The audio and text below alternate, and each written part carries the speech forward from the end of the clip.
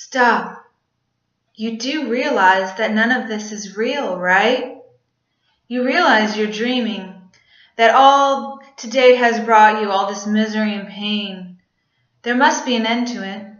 Forgiveness must be the key. It is the key to happiness. Lesson 121. Welcome back. I hope that you had some great days off. And I want to tell you that forgiveness is the key to finding happiness today. When we have an unforgiving mind, when we hold grudges or feel pain or misery, all we know is we are very certain that there is danger lurking around every corner. When we wake up, we feel unsettled. Oh, these problems that I'm going to have. And when somebody calls on the phone or your little ding goes on your email and you're like, what kinds of problems are coming? We live in this world where we may have great health care and we have running water and heat, but we're still faced with these problems, this little ding on our phone that tells us our credit card's over limit, or the little ding on our phone that tells us that our child's sick and we have to leave work early to go get them. Ding, ding, ding.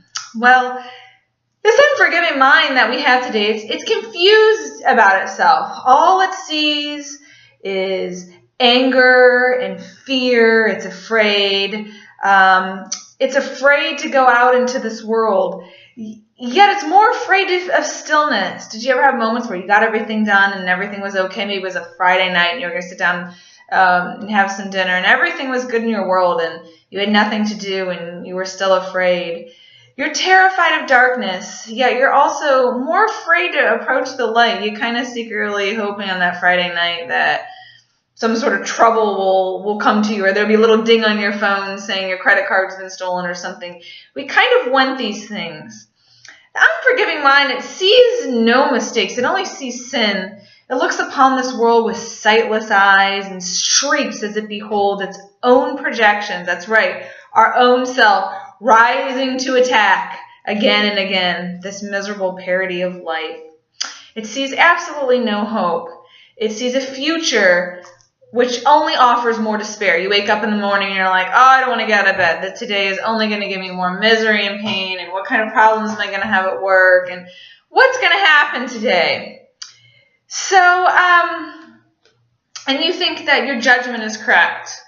But what you don't realize is sin is an idea that you taught yourself.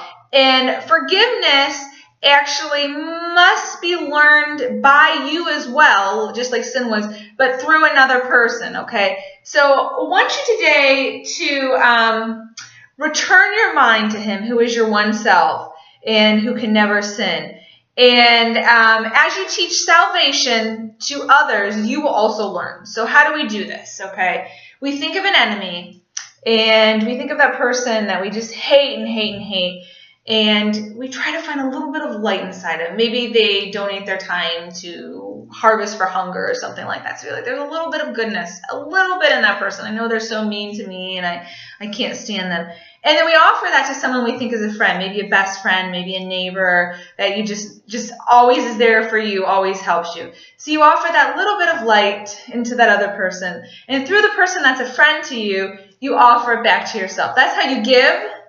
You're giving that and receiving at the same time. So you're actually giving a little bit of light to that enemy. You're seeing the goodness in them. They're passing it on and you're receiving it at the same time. And this will help you forgive them. Forgive them. Because if you remember, there's nothing really to forgive. They really haven't done anything wrong. You are the one attacking yourself. You are the one that is dreaming. So forgiveness is the key to happiness. I will awaken from this dream that I am mortal, fallible, and full of sin, and I know that I'm the perfect Son of God.